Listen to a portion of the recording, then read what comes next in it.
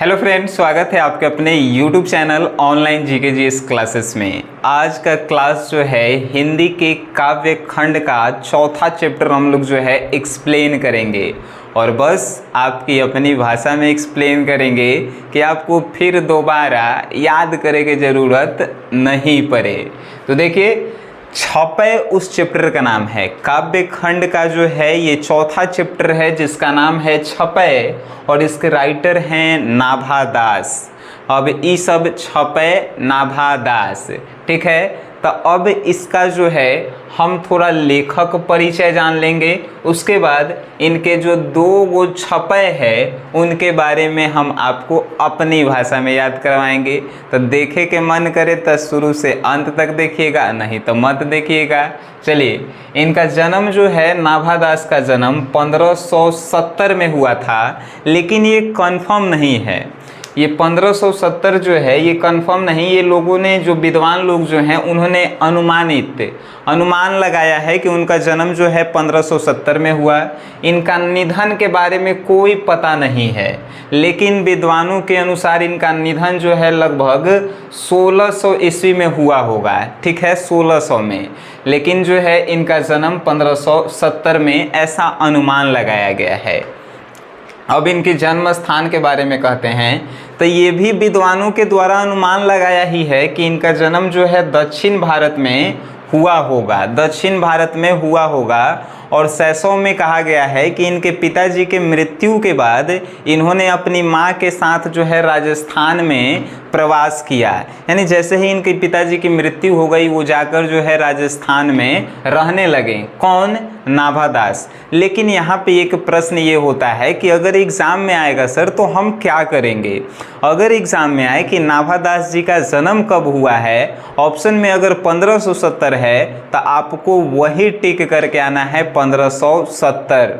और मृत्यु के बारे में आपसे प्रश्न नहीं पूछेगा, काहे कि कंफर्म नहीं है। और अगर पूछा भी तो 1500, 1600, 1700, 1800 ऐसे ऑप्शन होंगे 4 गो, तो 1600 आपको टिक करके आना है, ठीक है। उसके बाद इनके जन्म स्थान के बारे में, तो जन्म स्थान दक्षिण भारत में हुआ, ठीक है। दक्षिण भारत में कौन स्टेट में हुआ इसके बारे में कोई जानकारी किताब में नहीं दी गई है। अब बात करते हैं प्रवास की। प्रवास मतलब कि दक्षिण भारत से जो है इन्होंने राजस्थान, पिताजी की मृत्यु के बाद जो है इन्होंने राजस्थान अपने माँ के साथ रहना पसंद किया, राजस्थान चले गए। अब इनकी शिक्षा के बारे में बात करते हैं तो इन्होंने अपना शिक्षा जो है सत्संग देखे होंगे, सत्संग यानी 7 गो संत जब एक संग जो है जग उग कराते हैं तो वहीं से जो है इनकी शिक्षा ग्रहण हुई है, वहीं से जो है ये अपना ज्ञान अर्जन किए हुए हैं। अब इनकी अभिरुचि के बारे में बात करते हैं। अभिरुचि कहे के मतलब कौन काम करे में मन लगता है, तो इनको लोक भ्रमण करने में यानी घूमे में, पूरा दुनिया घूमे में जो है इनको मन लगता था। भगवत गीता को पढ़ने में, काव्य रचना में यानी कि कविता लिखने में, वैष्णव दर्शन चिंतन से जो है इनकी विशेष रुचि थी। वैष्णव दर्शन के बारे में बात करें तो वैष्णव दर्शन जो है वो ग्रंथ है, उनके बारे में सोचना, उनके बारे में बातें करना इनको जो है बहुत अच्छा लगता था। अब बात करते हैं कि इनकी दीक्षा गुरु कौन है। दीक्षा कहने का मतलब इनको जो है कौन सिखाया है लिखना और जो क्या बोलते हैं सत्संग करना। जो जैसे महात्मा लोग होते हैं उनको दीक्षा दिया जाता है, शिक्षा नहीं दीक्षा दिया जाता है। तो दीक्षा गुरु इनके जो है स्वामी अग्रदास हैं। ये क्वेश्चन जो है आपके लिए मोस्ट इम्पॉर्टेंट है कि दीक्षा गुरु, नाभा दास जी के दीक्षा गुरु कौन हैं? तो स्वामी अग्रदास। अब जो है इनके अस्थायी निवास की बात करें तो जन्म दक्षिण भारत में हुआ, लेकिन वहाँ से राजस्थान अपनी माँ के साथ चल गए। लेकिन अस्थायी निवास अगर एक जगह इन्होंने कहीं रहा तो वो था वृंदावन। वृंदावन में जो है इन्होंने अस्थायी निवास किया। अब इनकी कृतियाँ के बारे में बात करें तो फर्स्ट ऑफ ऑल सबसे मोस्ट इम्पॉर्टेंट अगर इनकी कृतियाँ हैं तो वो है भक्तमाल। भक्तमाल की जो है अगर अनुमानित तिथि कि ये कब से कब लिखा गया होगा तो 1585 से 1596 में जो है ऐसा कहा गया है विद्वानों के द्वारा कि भक्तमाल की रचना की गई होगी। उसके बाद इन्होंने अष्टायाम लिखा जो ब्रज भाषा में गद्य है। गद्य कहे का मतलब कि कविता नहीं है, कहानी है। और उसके बाद अष्टायाम भी लिखा जिसमें रामचरितमानस से संबंधित दोहाएं जो हैं सम्मिलित है। तो अष्टायाम एगो ब्रज भाषा में गद्य है और अष्टायाम जो है एगो रामचरितमानस जो होता है उसमें इन्हीं के जो हैं दोहे लिखे गए हैं। ये भी बात जो है आपको बहुत याद रखना है। अब विशेष तब विद्वानों के अनुसार जो है, विद्वान के अनुसार नाभादास जो है एक दलित परिवार से थे। दलित परिवार कहने का मतलब कि छोट जाति से थे, ठीक है। तो इतना ज़्यादा आप जान गए नाभादास जी के बारे में कि अगर इससे क्वेश्चन आपके एग्ज़ाम में आते हैं तो आप छोड़ नहीं पाएंगे, क्योंकि इतना काफ़ी है इनके बारे में। ज़्यादा से ज़्यादा जन्म पूछेगा, मृत्यु पूछेगा, उसके बाद इनकी कृतियाँ पूछेगा, और क्या पूछेगा, बाबू माई के नाम दिला ही नहीं है तो पूछेगा क्या। अब बात करते हैं कि इन्होंने छपय लिखा है।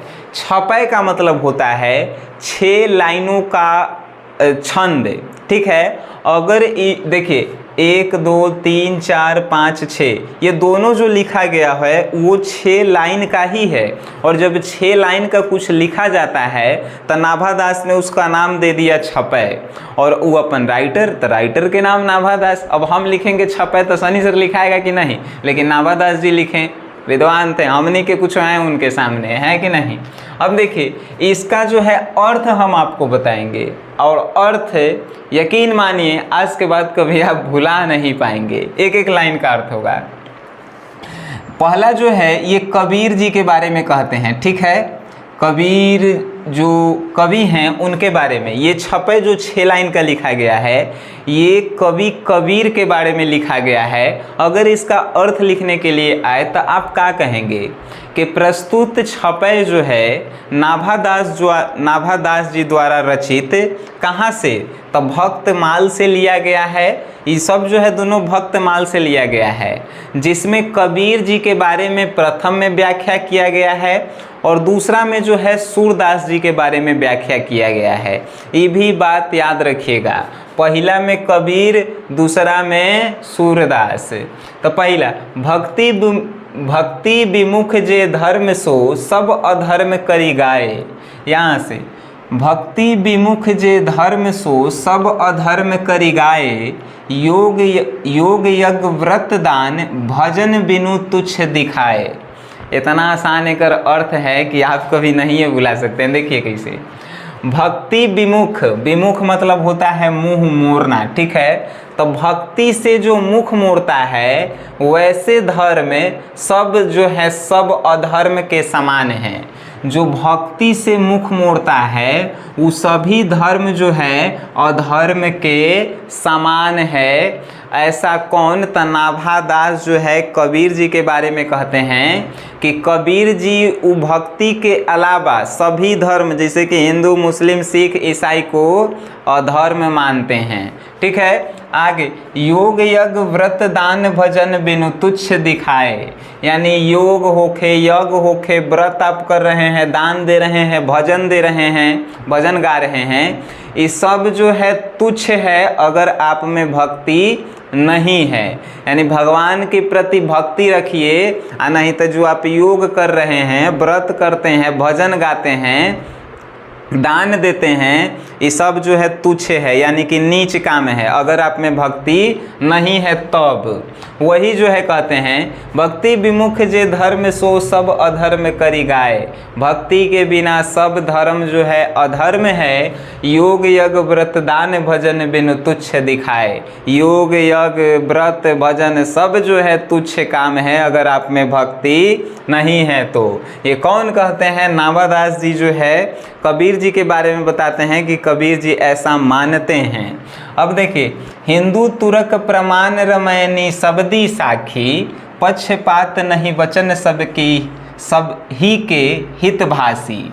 यानी कि हिंदू तुरक मतलब कि मुसलमान, हिंदू तुरक हिंदू मुसलमान प्रमाण, रमैनी सबदी साखी, यानी कि हिंदू मुसलमान के बारे में हमने आज तक किसी के भेदभाव से रिलेटेड कोई नहीं लिखा है, यह सभी जो है हमारी कविताएं प्रमाण देती है।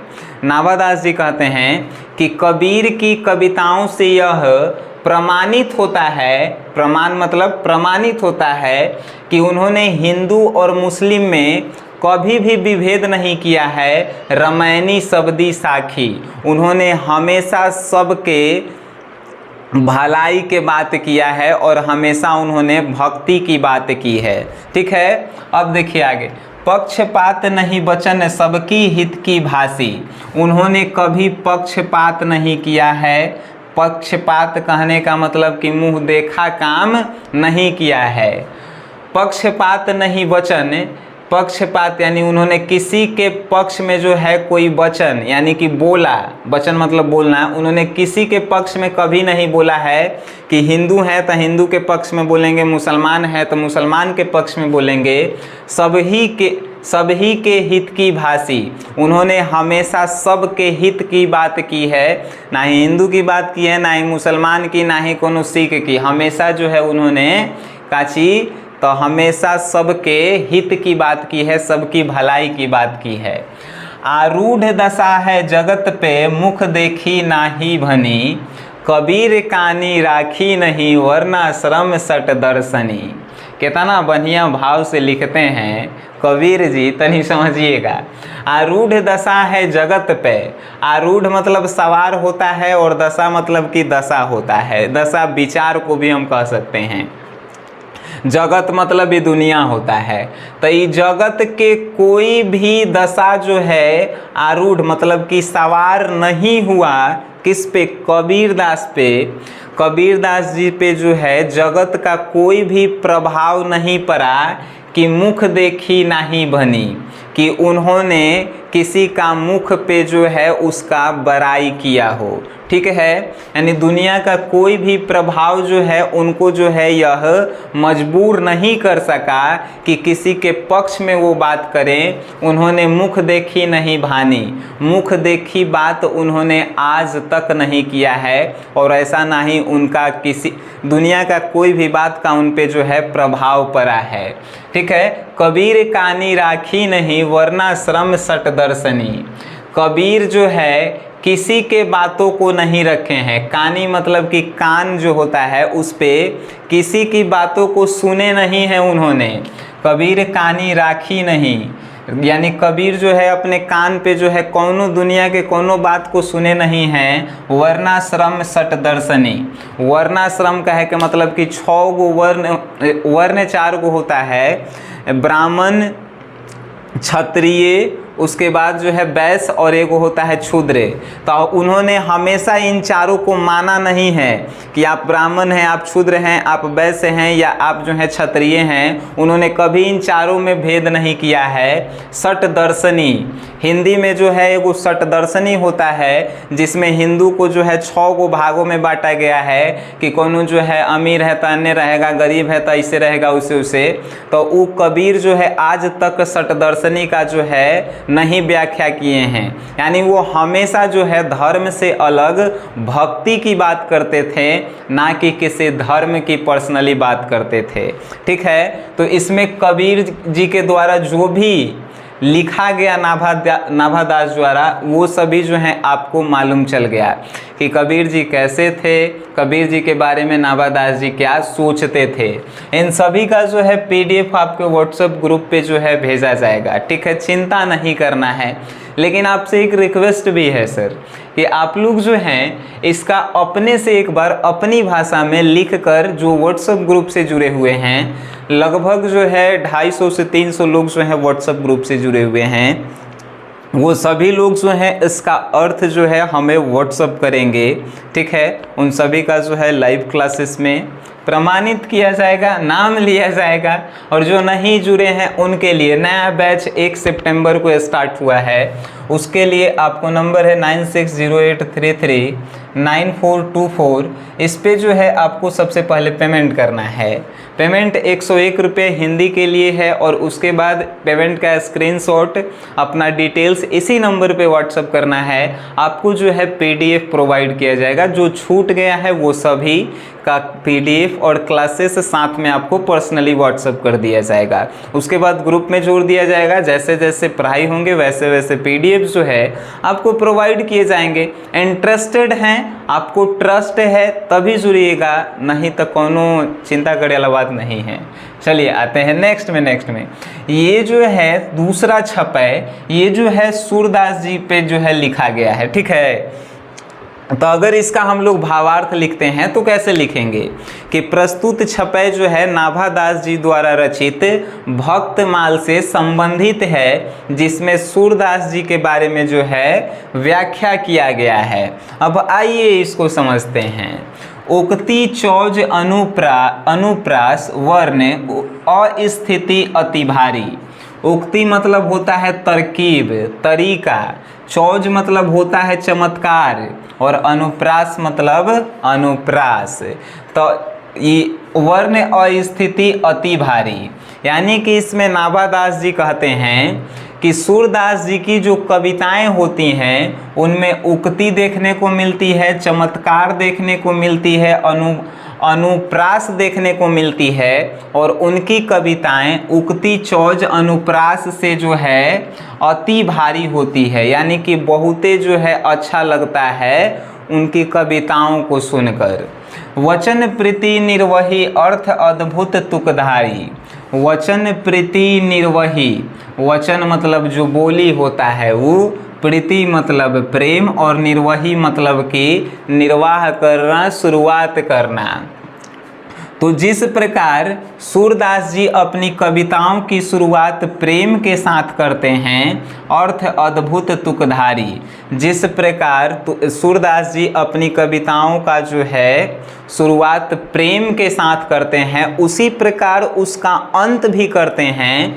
और उनकी कविताओं में जो है अद्भुत एक धार देखने को मिलता है, अद्भुत एक प्रकार का धार देखने को मिलता है। कहने का मतलब जब वो कविता लिखते हैं तो उनकी कविताओं में एक ऐसी धार देखने को मिलती है कि आप सुनते रह जाइएगा, ठीक है। यही हम कहना चाहते थे।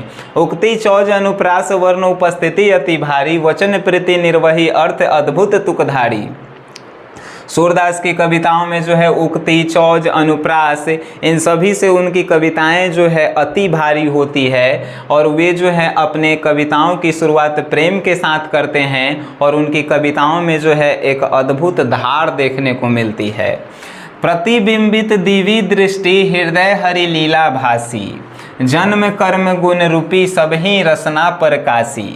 देखिए कितना बढ़िया भाव है सूरदास जी के जो है बारे में नाभादास जी का। प्रतिबिंबित दिव्य दृष्टि, हम लोग पढ़े हैं इससे पीछे वाले में कि सूरदास जी के पास जो है दिव्य दृष्टि नहीं था, यानी वो अंधे थे। तो लेकिन नाभादास जी को प्रतिबिंबित दिव्य दृष्टि, यानी नाभादास जी को ऐसा प्रतिबिंब होता है कि सूरदास जी के पास एक दिव्य दृष्टि है, दिव्य दृष्टि है, हृदय हरि लीला भासी, जिसके कारण ही उन्होंने हरि लीला को जो है व्याख्या किया है, हरि लीला के बारे में लिखा है। हरि लीला का है कि मतलब कि कृष्ण जी के बारे में लिखा है। जन्म कर्म गुण रूपी सबही रसना प्रकाशी, जन्म के बारे में लिख दिए हैं, कर्म के बारे में लिख दिए हैं, गुण के बारे में लिख दिए हैं, रूप के बारे में लिख दिए हैं और सब के बारे में लिख के उन्होंने प्रकाशी यानी प्रकाशित कर दिया है। किसके कारण? उनके पास जो है आँख नहीं होने के कारण भी उन्होंने अपनी दिव्य दृष्टि से कृष्ण जी के जन्म कर्म गुण सभी को जो है प्रकाशित कर दिया है। ऐसा नाभादास जी सूरदास जी के बारे में कह रहे हैं। आइए, विमल बुद्धि होता सुखी जो यह गुण श्रवणी धरे, सुर कवित सुनी कौन कवि जो नहीं सिर चालन करे। कितना बढ़िया भाव था। विमल बुद्धि होता सुखी, जो विमल बुद्धि होता सुखी जो यह गुण श्रवणी धरे, यानी कि विमल यानी कि विकसित बुद्धि हो जाता है उसका, तासुकी विकसित, विमल विकसित बुद्धि, यानी कि उसका बुद्धि विकसित हो जाता है जो यह गुण श्रवणीधर है, जो कृष्ण के गुण को जो है, कृष्ण के गुण को सूरदास जी के मुख से जो है सुनता है। ठीक है, या ऐसे भी कह सकते हैं कि उसका जो है बुद्धि विकसित हो जाता है जो सूरदास जी के गुणों के बारे में जो है सुनता है।